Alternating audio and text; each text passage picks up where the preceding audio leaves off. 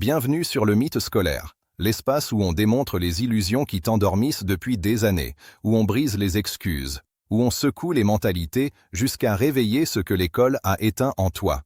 Ici, on ne cherche pas à te rassurer, on cherche à te réveiller, brutalement, radicalement, parce que personne ne t'a jamais dit la vérité comme tu vas l'entendre maintenant. Tu l'as déjà vu, un enfant qui parle fort, qui ose, qui lève la main sans trembler, qui n'a pas peur de se tromper. Un enfant vivant, curieux, confiant.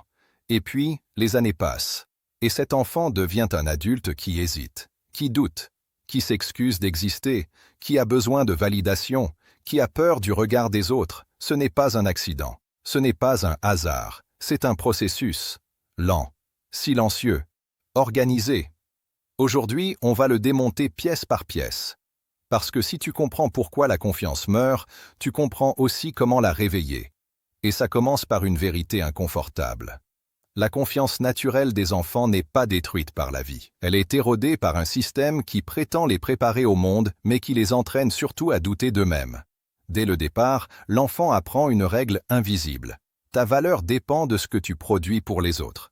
Ta valeur dépend d'une note, d'un classement, d'un jugement extérieur. Tant que tu réussis, tu existes. Si tu échoues, tu te tais. Alors l'enfant confiant commence à se surveiller. Il apprend à calculer, à éviter l'erreur, à chercher la bonne réponse plutôt que sa réponse. Psychologiquement, c'est une bascule majeure. On passe d'un esprit explorateur à un esprit conditionné. L'enfant ne se demande plus « qu'est-ce que je pense ?», mais « qu'est-ce qu'on attend de moi ?» Et chaque fois qu'il s'éloigne de lui-même pour coller au cadre, une micro-fracture se crée. Une petite fissure dans l'estime de soi. Invisible sur le moment, dévastatrice sur le long terme. Le problème n'est pas l'apprentissage, le problème, c'est la manière. On ne valorise pas le courage d'essayer, on valorise la conformité du résultat. On ne récompense pas l'audace, on récompense l'obéissance intelligente. Alors l'enfant apprend à jouer un rôle. Le bon élève, le discret, le performant, peu importe lequel, tant qu'il est accepté. Et plus il est accepté, plus il s'éloigne de sa boussole intérieure. C'est là que naît le doute. Pas le doute sain, le doute corrosif. Celui qui murmure « Et si je n'étais pas assez ?» L'illusion majeure du système scolaire, c'est de faire croire que la confiance vient de la réussite académique. Faux.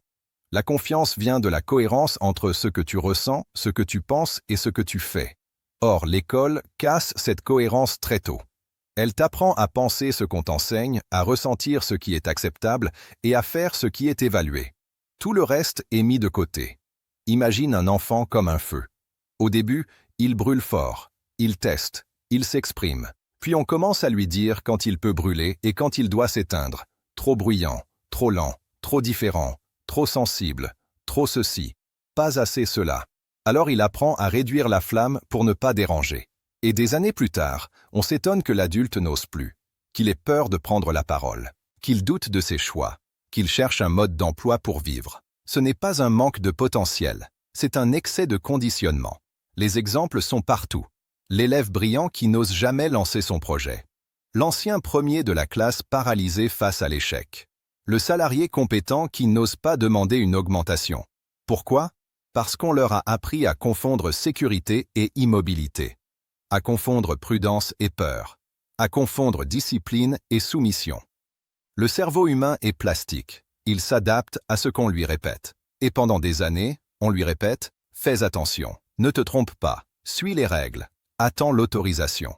Alors quand arrive l'âge adulte, sans cadre, sans notes, sans professeur, l'esprit se retrouve nu. Et il panique. Le doute n'est pas un défaut personnel, c'est une conséquence logique. Maintenant écoute bien. Parce que c'est ici que tout peut changer. La confiance ne se reconstruit pas avec des phrases positives. Elle se reconstruit avec des actes alignés, avec des choix inconfortables, avec une discipline nouvelle. La première étape, c'est de comprendre que ton doute n'est pas toi. C'est un programme, un ancien logiciel. La deuxième, c'est de recréer volontairement des situations où tu choisis sans validation, où tu agis avant d'être prêt, où tu acceptes l'erreur comme un entraînement, pas comme un verdict. Commence petit, décide, exécute, observe, ajuste, répète.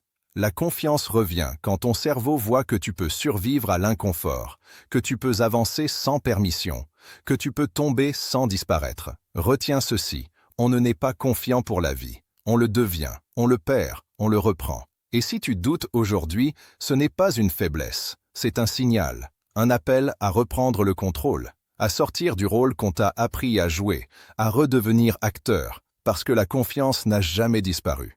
Elle a juste été ensevelie. Et dans la suite, tu vas comprendre exactement comment ce conditionnement s'est renforcé avec le temps et pourquoi tant d'adultes restent bloqués dans cette prison invisible sans même savoir qu'ils y sont encore enfermés. Cette prison invisible, elle n'a pas de murs, pas de barreaux, pas de gardiens armés, et pourtant elle retient des millions d'adultes chaque jour. Elle s'appelle l'autocensure. Et elle a été installée progressivement, année après année, devoir après devoir, remarque après remarque. Le système n'a pas eu besoin de te briser violemment. Il a fait mieux que ça. Il t'a appris à te limiter toi-même. Psychologiquement, c'est la stratégie la plus efficace qui existe. Quand quelqu'un d'autre te contrôle, tu résistes. Quand tu te contrôles toi-même, tu obéis sans bruit. Voilà pourquoi tant d'adultes intelligents, capables, talentueux, restent bloqués dans des vies qu'ils n'ont pas vraiment choisies. Ils ne manquent pas de compétences. Ils manquent d'autorisation intérieure. On leur a appris que penser différemment était risqué, que sortir du cadre était dangereux, que l'échec était une honte. Alors ils attendent. Le bon moment, la bonne validation, la certitude absolue. Et ce moment n'arrive jamais. Le doute devient leur état par défaut. Pas parce qu'ils sont faibles, mais parce qu'ils ont été entraînés à associer sécurité et conformité. Regarde comment le mécanisme se renforce avec le temps. À l'école, tu lèves la main, tu réponds faux, tu es corrigé devant les autres. Ton cerveau enregistre une association simple. S'exprimer égale danger social. Plus tard, tu proposes une idée différente. On te regarde bizarrement. Même schéma, même alerte. Ton système nerveux ne fait pas la différence entre une salle de classe et une réunion d'adultes. Il protège, il freine, il doute. Ajoute à ça les comparaisons constantes, les classements, les moyennes, les meilleurs, les moins bons. On t'a appris à te définir par rapport aux autres, pas par rapport à ta progression personnelle. Résultat, adulte, tu continues à te comparer, à mesurer ta valeur avec des critères externes, plus riche que moi, plus confiant que moi, plus avancé que moi. Et chaque comparaison nourrit le doute. L'enseignement majeur ici, c'est que l'école n'a jamais été conçue pour développer la confiance intérieure. Elle a été conçue pour standardiser des comportements, pour produire des individus fonctionnels, pas des individus souverains. La confiance, la vraie, celle qui permet de décider malgré la peur, n'est pas utile à un système qui a besoin de prévisibilité. Alors on t'a appris à bien faire ce qu'on te demande, pas à te demander ce que tu veux vraiment faire. Storytelling concret. Imagine deux enfants. Le premier explore, pose des questions, remet en cause. On lui dit souvent qu'il est dissipé, compliqué, fatigant. Le second écoute, applique, répète. On lui dit qu'il est sérieux, prometteur, exemplaire. Des années plus tard, le premier, s'il survit au découragement, devient souvent créatif, entrepreneur, indépendant d'esprit. Le second devient souvent performant, mais dépendant. Dépendant des règles, des cadres, des validations.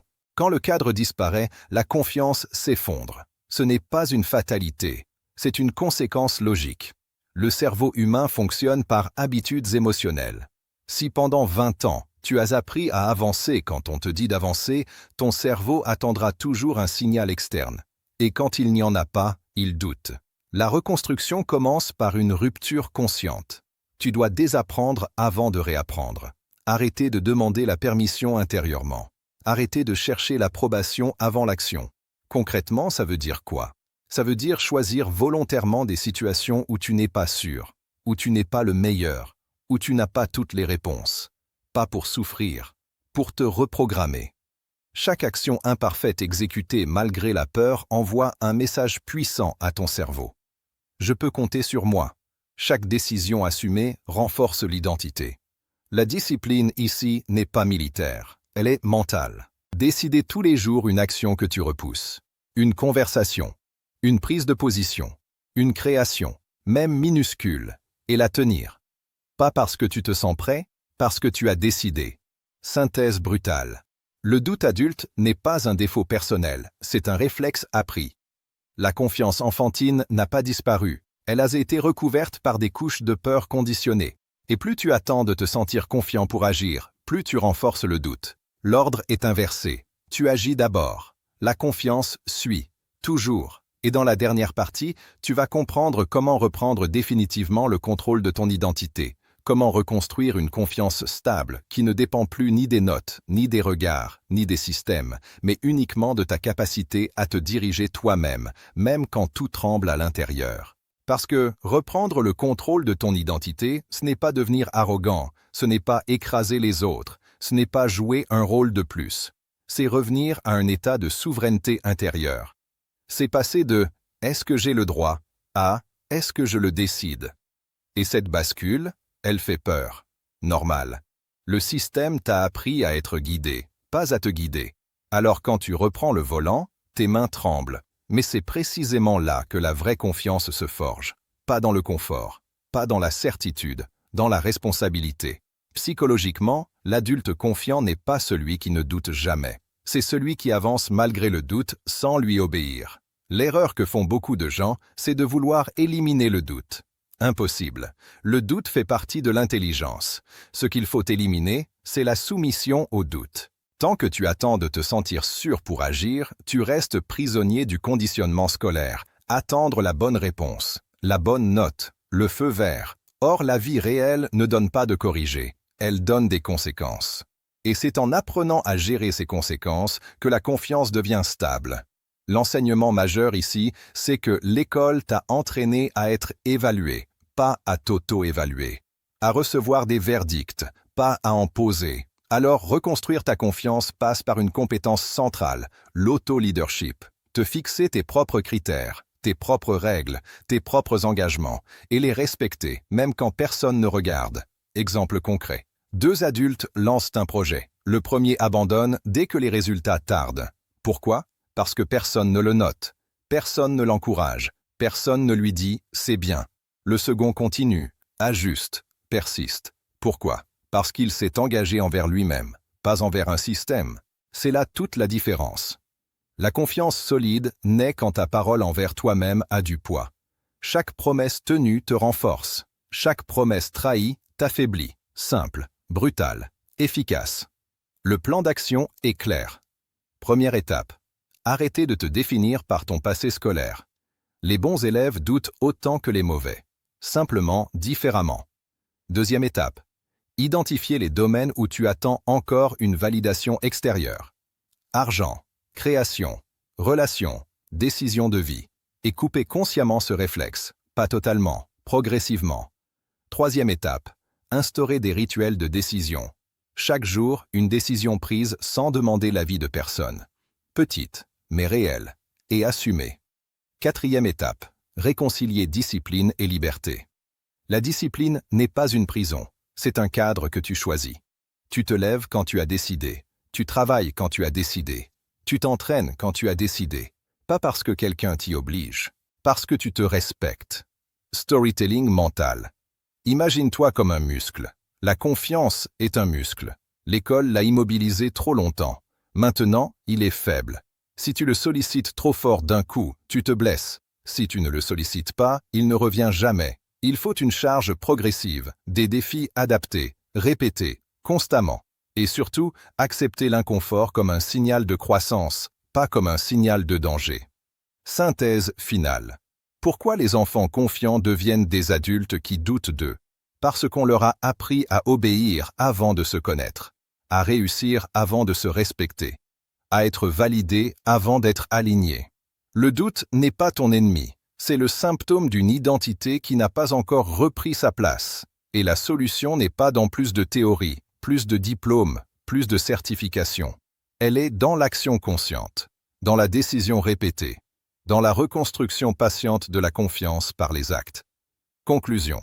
Si tu écoutes cette voix aujourd'hui, ce n'est pas un hasard. C'est que quelque chose en toi refuse de rester endormi, refuse de continuer à vivre en attente, refuse de douter de sa propre valeur.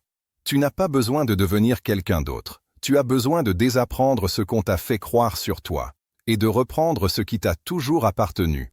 Le droit de te diriger toi-même. Réveil radical.